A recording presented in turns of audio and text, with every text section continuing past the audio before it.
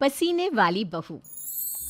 हाय रब्बा, अरे नास पीटी, पसीने बहा बहा के पूरे घर में पसीने की बाढ़ को बुलावा दिया है तूने। अरे तो मैं क्या करूं माँ जी, आप ही बताओ। अरे भगवान से गुहार लगाओ के उठा ले मुझे। ये कहानी है अक्षरा की, जिसे शादी के पहले से बहुत पसीना आता है, फिर चाहे वो गर्मी हो या बरसात हो या फिर ठंड हो, शादी तो जैसे तैसे हो जाती है। अक्षरा के पति रणवीर को ये बात पता नहीं होती कि अक्षरा को इतना ज्यादा पसीना आता है, और ना ही उसकी सास कौशल्या और ससुर ब्रिजमोहन को पता था। लेकिन वक्त के साथ साथ कुछ ही दिनों में अक्षरा के पसीने से सभी को काफी दिक्कत होने लगती है। तो चलिए होते हैं रूबरू इस पसीने वाली बहू से। बहू, अरे ओ अक्षरा बहू, कहाँ मर गई? क्या हुआ माँ जी, बोलिए। अक्षरा पसीने से लदी हुई थी और उससे बहुत ज्यादा गंदी बदबू आ रही थी, जिससे सभी अपने नाक पर हाथ रख लेते हैं। हाय रब्बा, इतनी गंदी बदबू तो गटर की भी नहीं आती। सीरियसली यार अक्षरा, तुम्हारे पसीने की बदबू दूर दूर तक आ रही है। तो मैं किसी बर्फीले इग्लू में बैठकर खाना नहीं बना रही हूँ। इतनी गर्मी है, 2 मिनट गैस के सामने खड़े रहो तो पूरा पसीने से नहा लेते हो आप।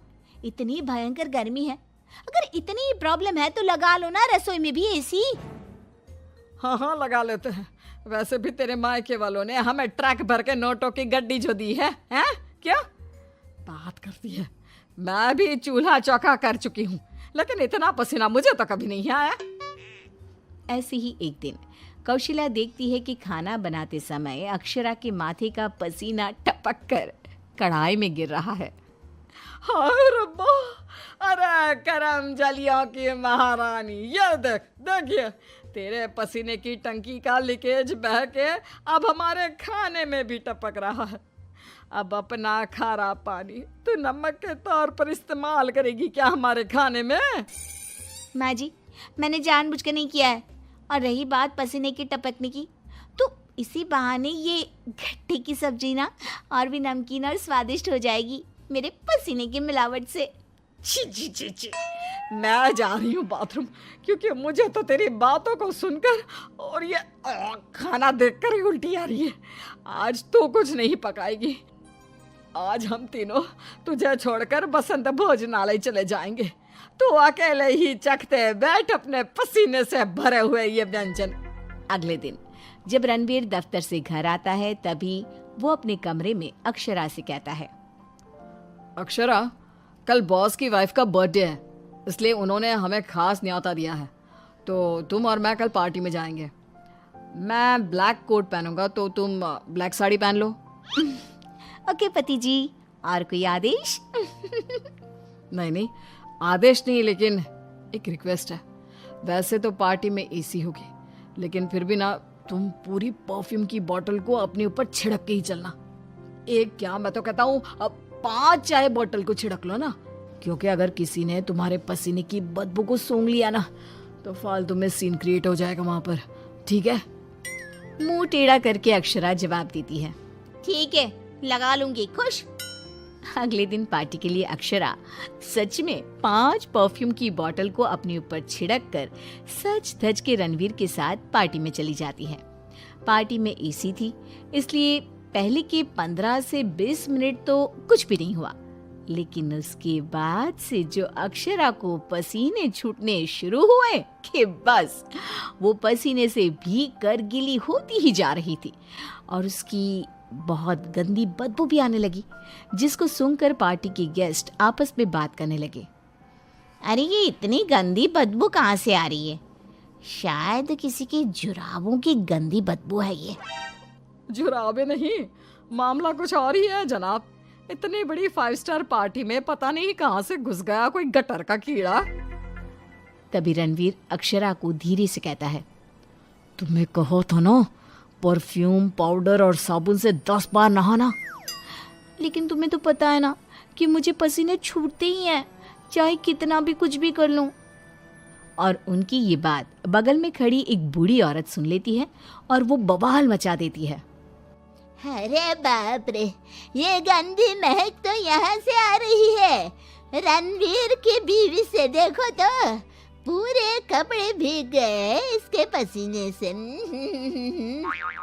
सभी रणवीर और अक्षरा पर बहुत हंसते हैं।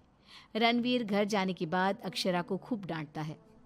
मिला देना पानी में मेरी पूरी मेहनत से कमाई हुई इज्जत। अरे अक्षरा बहू, किस मिट्टी की बनी हो तुम, जो पसीने का झरना बहता ही रहता है तुम्हारे बदन से 12 महीने और 2400 घंटे नॉन स्टॉप। अरे अभी तो इस कलमुहे के कलेजे को ठंडक पड़ी होगी। लोगों के कुंडली में मार्केश दोष होता है, लेकिन हमारी बहू की कुंडली में पसीना दोष है। अक्षरा को अपने ससुराल वालों की बातें सुनकर बहुत बुरा लगता है, लेकिन फिर भी वो कुछ नहीं कहती और अपने पसीने बहने को अपनी गलती मानकर चुप रह जाती है। दिन बीतते जाते हैं, गर्मी का प्रकोप बढ़ते जाता है और अक्षरा के लिए गर्मी और भी बड़ी मुसीबत बन जाती है। उसे पसीने से पूरे हाथ, पांव, गले, चेहरे और बदन पर घमौरियां आ जाती है, जिसके कारण उसे खूब जलन महसूस होती है। बहुत जलन हो रही है। माँ जी ने एसी का रिमोट भी छुपा के रखा है, इसलिए ताकि मैं एसी ना लगाऊं और बिजली का बिल बच जाए। मम्मी जी, बहुत आग लग रही है। अक्षरा जाकर बाल्टी भर पानी अपने आप पर डाल देती है। तब जाके उसे थोड़ी सी राहत मिलती है। अक्षरा के पसीने से तंग आकर कौशल्या अब दिन रात घर में अगरबत्ती और अरोमा कैंडल जलाती। अच्छा हुआ जो रणवीर ने ये खुशबू वाली मोमबत्तियां ला कर दी, इनसे हर जगह अच्छी महक आ रही है। हाँ कौशल्या, बड़ी अच्छी सुगंध है, अगरबत्ती और मोमबत्ती दोनों की भी।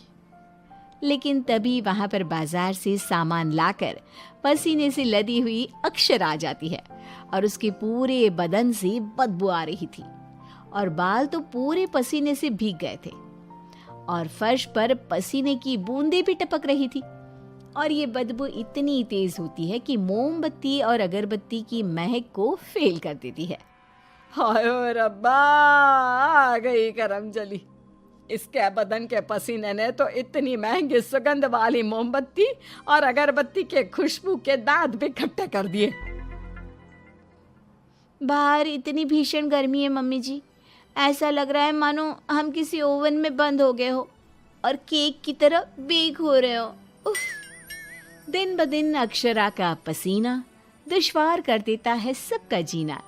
कभी वो सोते समय पूरे बेड के साथ साथ साइड में रखे हुए रणवीर की इम्पोर्टेंट फाइल्स को अपने पसीने से भिगा देती, तो कभी वो गर्मी से अपने बालों में हुए जुओं को गलती से खाने में मिला देती। हाय रब्बा, आज तो हद ही हो गई, खाने में जुए। अक्षरा बस बहुत हुआ, अब और नहीं। अब तुम सीधा अपना बैग पैक करो और अपने मायके शिफ्ट हो जाओ। बिल्कुल सही कह रहा है रणवीर, हमें नहीं चाहिए ऐसी पसीने वाली बहू। अक्षरा रोने लगती है और कहती है, ठीक है मैं चली जाती हूँ, फिर कभी इस घर की दहलीज पार नहीं करूंगी, बाय। अक्षरा रोंदी सूरत लिए घर से निकल जाती है। शाम में जब रणवीर अक्षरा के मायके फोन लगाता है, तब उसे पता चलता है कि अक्षरा तो अब तक घर गई ही नहीं। इस बात को सुनकर रणवीर, कौशल्या और ब्रिजमोहन तीनों डर जाते हैं और चिंताग्रस्त हो जाते हैं। हायो रब्बा, अब कहाँ ढूंढे हम अक्षरा बहू को। मुझे एक जगह पता है मम्मी, जब भी अक्षरा का मूड ऑफ होता है तो वो वहीं पर जाकर बैठती है। रणवीर, कौशल्या और ब्रिजमोहन तीनों एक नदी के किनारे जाते हैं, जहां रात के अंधेरे में अक्षरा नदी की साइड की बेंच पर बैठे हुए बिलख बिलख कर रो रही थी। रणवीर तुरंत जाकर अक्षरा के गले लग जाता है और उससे तीनों माफी मांगते हैं। अक्षरा, हमें माफ कर दो, तुम्हें पसीना आना नेचुरल है, लेकिन तुम जानबूझकर नहीं करती हो ये, और हमने तुम्हें गुस्से में क्या क्या नहीं कहा। हाँ अक्षरा बहू, प्लीज माफ कर दे बेटा। तेरे इस पसीने को ना मैं यूं मिनटों में चुटकी बजाकर आयुर्वेदिक और घरेलू उपायों से भगा दूंगी, तू देखना बेटा। हाँ, और अगर उससे भी ना होए तो मेरे पहचान में मेरा एक डॉक्टर दोस्त है, तुम्हारे इस पसीने की तकलीफ का हम सब मिलकर डट कर सामना करेंगे। Thank you. देर से ही सही आप लोगों को मेरा दर्द समझ में तो आया। मैं बहुत लकी हूँ कि मुझे आप जैसे ससुराल वाले मिले। इस तरह ससुराल वाले आयुर्वेदिक उपायों से अक्षरा के पसीने की तकलीफ को मिटा देते हैं और अब उसे मामूली पसीना ही आता है और वो एक सुखी और चैन भरी जिंदगी बिताने लगती है।